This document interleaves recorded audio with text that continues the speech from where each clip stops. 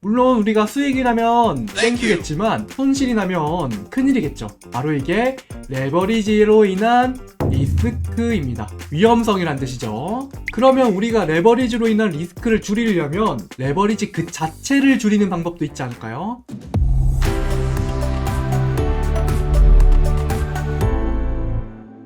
오늘은 해외 선물 리스크는 어떤 것이 있는지, 또 어떻게 리스크를 관리할 수 있는지 체크해보는 시간 한번 가져보도록 할게요. 자, 레버리지가 뭐예요? 레버리지는 지렛대라는 뜻이에요. 지렛대는 적은 힘으로도 무거운 물체를 들어올 수 있게 해주죠. 그래서 금융에서 레버리지라는 것은 적은 금액으로 좀 더 큰 금액을 투자하는 효과를 내게 하는 것을 말해요. 해외 선물의 레버리지는 어떻게 형성이 되어 있을까요? 같이 한번 계산해 볼게요. 대략 나스닥이 17,700포인트에 있다고 가정해 보고요. 17,700포인트에 1% 상승하면 177포인트가 됩니다. 1포인트당 20달러거든요. 총 3,540달러가 되겠죠. 3,540달러의 수익을 낼 수 있다라는 겁니다. 실제로 우리가 나스닥 한 계약을 거래를 할 때 증거금은 얼마예요? 현재 19,470달러인데 19,470달러에 곱하기 0.01 하면 194.7달러가 되겠죠. 그러면 원래는 내가 이 정도의 금액을 가지고 거래를 했을 때 1% 수익이 나면 194.7달러밖에 수익이 안 나는데, 아까 말씀드렸듯이 실제로 나스닥은 3,540달러의 수익이 나더라. 그럼 몇 배예요? 18배의 레버리지가 난다고 보시면 돼요.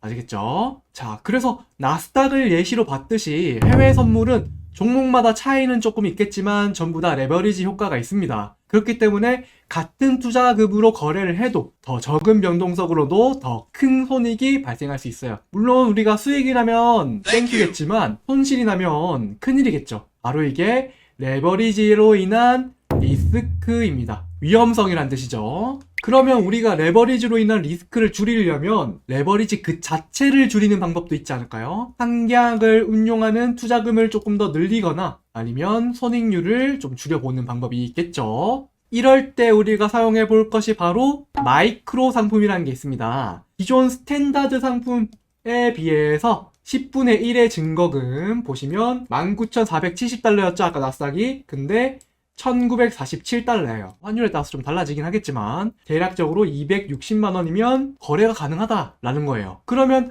우리가 만약에 스탠다드 한 계약 증거금, 그러니까 약 2,600만 원을 가지고 같은 금액으로 마이크로 한 계약을 한다면 1.8배밖에 안 되는 레버리지가 나타나겠죠. 그렇기 때문에 레버리지를 확 줄일 수 있다. 같은 금액으로도. 그런데 이런 분들이 있을 수 있어요. 나는 마이크로 매매하기 싫다. 레버리지 줄일 바에는 다른 거 하지. 뭐 이렇게도 생각을 하시는 분들이 있겠죠. 물론 맞아요. 해외 선물의 매력 중에 하나가 또 레버리지이기 때문에. 그러면 어떤 방법이 있느냐? 손익비를 극대화하는 방법이 있습니다. 수익 대비 손실, 수익과 손실의 비율을 보는 거예요. 수익 대비 손실을 굉장히 짧게 가져간다면 손익비를 극대화할 수 있겠죠. 근데 손익비를 극대화하기 위해서는 당연히 진입 원칙과 참선 원칙, 즉 손절 원칙을 확실하게 세워서 공부해야 됩니다. 예시로 제가 매매할 때 사용하는 위닝 시스템의 일부분을 들고 와서 한번 설명을 한번 드려볼게요. 위닝 시스템은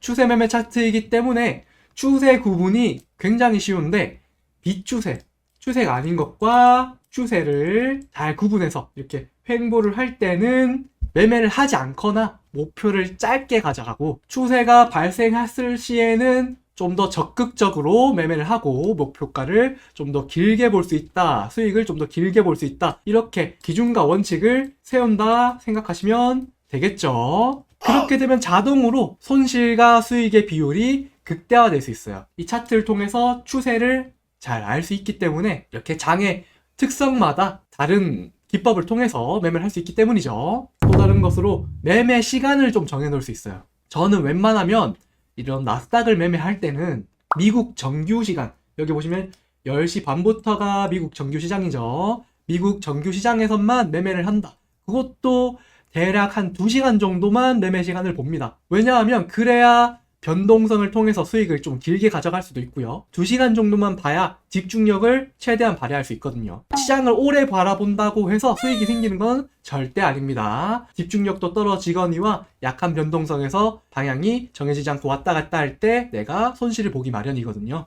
자, 지금까지는 대표 종목인 나스닥 위주로 설명을 한번 해드렸는데요. 우리가 주로 거래하는 종목들을 다 한번 살펴볼게요. 레버리지, 투자금 대비 수익률은 나스닥이 18배, 항생이 11배, 골드가 22배, 크루드 오일 10배, 유로가 9배 정도 되겠네요. 여기서 제가 한번 추가해본 게 바로 1일 변동성이에요. 하루에 이거 일봉이라고 보시면 고가부터 저가까지 얼마나 변동이 있었느냐, 몇 퍼센트가 오르고 내렸는지 움직였는지 최근 1년간의 데이터를 제가 하나하나 다 수집해와서 변동성을 계산한 다음에 평균을 한번 내본 거예요. 1일 평균을 계산을 해보니까 나스닥은 1.42%, 항생은 2.24%, 골드는 1.13%, 크루드오일 3% 정도, 유로는 0.59% 정도가 나타났어요. 이번에도 유로가 아까 레버리지도 작았는데 변동성도 가장 작았네요. 크루드 오일은 왜 높았냐? 최근에 여러가지 크루드 오일 관련 사건이 많았죠. 전쟁이라든지 뭐 여러가지 뉴스가 크루드 오일 관련해서 많았기 때문에 변동성이 더 강하게 나타난 것으로 보입니다. 단순히 레버리지와 변동성을 한번 곱해가지고 강한 레버리인데 변동성도 높으면 더 그 리스크가 크겠죠. 그래서 제가 리스크 수치를 한번 계산해봤는데 나스닥이 2556, 항생이 2464, 골드가 2486,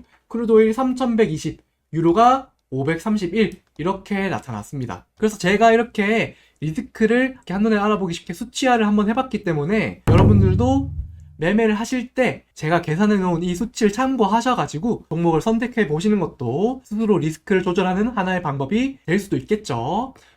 사실 우리가 위험도 하나만을 가지고 거래 종목을 거를 수는 없잖아요. 그렇기 때문에 종목별로 어떤 특성들이 있는지를 한번 알아봐야 됩니다. 제가 비교군으로 가져온 게 바로 대표적인 지수 종목 항생과 나스닥을 한번 가져와 봤는데요. 항생은 거래 시간이 주로 낮에 거래가 이루어지고 나스닥은 아침 8시부터 다음날 아침 7시까지 거래가 되긴 하는데 아까도 말씀드렸듯이 가장 활발한 시간은 미국 정규 시간이기 때문에 야간에 이루어진다. 점 가장 중요한 부분 중 하나죠. 내가 거래를 낮에 할 수 있느냐 야간에 할 수 있느냐에 따라서 거래를 어떻게 할지 그리고 종목을 어떻게 고를지가 정해지겠죠. 또 다른 점은 증거금의 액수. 증거금의 액수는 보통 기본적으로 체크를 하겠죠. 이제 우리가 거래를 하기 전에 얼마만큼의 투자금이 있어야 되는지 확인을 해야 되기 때문에 증거금의 액수는 기본적으로 체크를 하실 거고 여기에 플러스 해가지고 이거 체크 못 하시는 분들 많아요.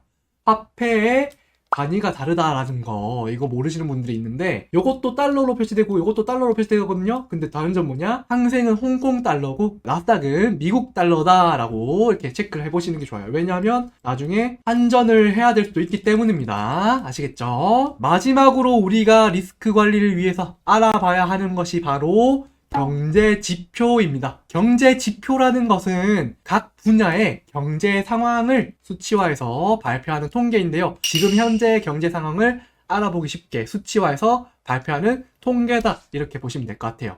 그래서 이런 지표가 발표될 때마다 차트가 방향을 예측할 수 없는 큰 움직임을 보여주기 때문에 우리는 오늘 어떤 경제 지표가 있고 해당 경제 지표가 어떤 종목에 영향을 미치는지 꼭 확인을 해야 됩니다. 경제 지표에는 정말 다양한 종류가 있는데요. 일일이 셀 수 없을 만큼 많아요. 그 중에 가장 대표적인 지표의 종류를 조금 말씀드리고 갈게요. 일단은 카테고리별로 고용통계, 인플레이션, GDP, 금리, 원유 재고 이렇게 카테고리가 있어요.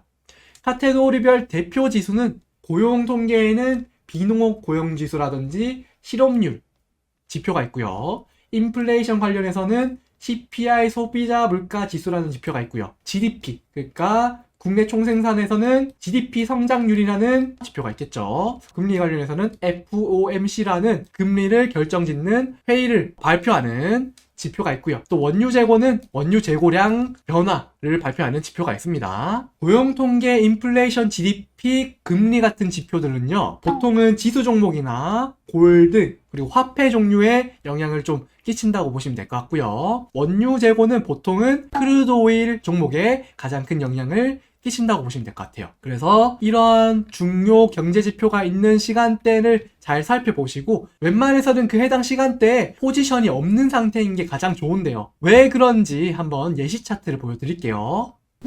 이 차트는 새벽 3시에 FOMC 발표가 있던 날 나스닥 차트입니다. 해당 시간 새벽 3시에 발표를 했는데 잔잔하게 흘러가다가 FOMC 발표를 하자마자 급작스럽게 상승을 하는 모습 보이시죠? 우리는 지표의 결과와 당시의 차트 방향을 예측할 수 없기 때문에 만약에 저 시간대에 내가 매도 포지션을 가지고 있었다면 순식간에 엄청난 손실을 볼 수도 있기 때문입니다. 이번에는 CPI 소비자 물가 지수 발표가 있던 날의 나스닥 차트예요. 9시 반에 발표를 했는데 발표 직후에 어땠어요? 강한 하락이 있었죠. 그런데 하락 후에 다시 순식간에 반등을 하는 모습을 변동성을 보여줘요. 그래서 내가 만약에 이 지표의 방향을 예측해서 매도가 성공했다 하더라도 순식간에 다시 가격을 들어올리면서 반등을 했기 때문에 방향은 맞췄는데 오히려 손실을 볼 수도 있는 그런 상황이 연출될 수도 있겠죠. 그래서 지표의 결과를 절대 미리 예측하거나 내 생각으로 매매를 하면 안 된다. 그렇기 때문에 지표 발표 시간을 잘 확인해서 그 당시에는 내가 포지션이 없는 게 좀 더 안전하다라고 말씀을 드리겠습니다. 그럼 어떤 지표가 언제 발표하는지 어떻게 알 수 있을까요? 난 지표가 얼마나 중요한지 알기 때문에 체크하고 싶어. 어떻게 확인할 수 있어요? 두 가지 방법이 있는데요. 첫 번째로는 인터넷에 검색해보면 여러 가지 투자 관련 사이트에서 지표 정보를 줍니다. 다만 내가 보고 싶은 지표만 추리는 것도 조금 번거로울 수가 있겠죠. 그래서 제가 여러분들한테 추천해주는 방법은 두 번째 방법인데요. 두 번째로 훨씬 간편한 방법이 바로 증권사별 HTS에서 제공하는 지표 체크가 있습니다. 우리가 주로 사용하는 키움증권을 예시로 들어볼게요. 여기 보시면 우리 키움증권 HTS 보이시죠? 우리가 볼 건 뭐예요? 경제지표가 어디 있는지겠죠? 위쪽에 보시면 투자정보라는 메뉴가 있어요. 여기 보시면 밑으로 쭉쭉 두 번째 경제지표 발표 일정이 있죠. 이거 한번 클릭해보세요.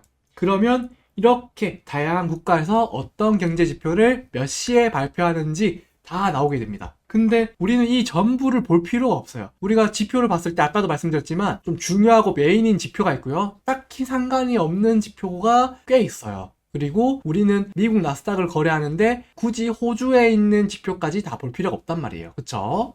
어떻게 세팅하는지 한번 알려드릴게요. 왼쪽 위에 보시면 화면 설정 있어요. 클릭하시고 여기 보시면 전체 해제 한번 눌러주세요. 그리고 나서 우리가 한번 체크해보고 싶은 나라를 골라주세요. 미국. 그리고 저는 항생을 매매하기 때문에 중국과 홍콩도 한번 체크해 놓을게요. 그리고 옆에 보시면 중요도라고 있어요. 중요도 보시면 별 하나, 둘, 세 개로 나눴는데요. 보통 하나나 두 개는 잘 안 봐요. 그렇기 때문에 저는 3개짜리만 체크해 놓고 보시는 것을 조금 더 추천해 드립니다. 그런 다음에 적용 눌러보시면 어떻게 돼요? 별 3개짜리 중국 지표, 미국 지표만 이렇게 나오는 거 볼 수 있겠죠. 그리고 옆에 보시면 날짜, 4월 3일 날짜, 그리고 시간 몇 시에 하는지 다 한국 시간에 맞춰서 나오니까 꼭꼭 체크를 한번 해보시길 추천드립니다. 아시겠죠? 자, 오늘은 레버리지와 리스크가 뭔지부터 어떻게 하면 그 리스크를 관리할 수 있는지까지 순차적으로 자세하게 한번 알아봤는데요. 아까도 말씀드렸듯이 리스크 관리를 위해서는 더 자세한 기법, 노하우가 필요합니다. 그래서 리스크를 관리하기 위한 자세한 기법과 노하우를 좀 알고 싶으시면 무료 체험 신청 한번 해보시고요. 저랑 같이 정규 방송에서 더 자세한 기법 한번 나눠보는 거 추천드립니다. 지금까지 골든서프 아카데미 쭌멘토였습니다. 감사합니다.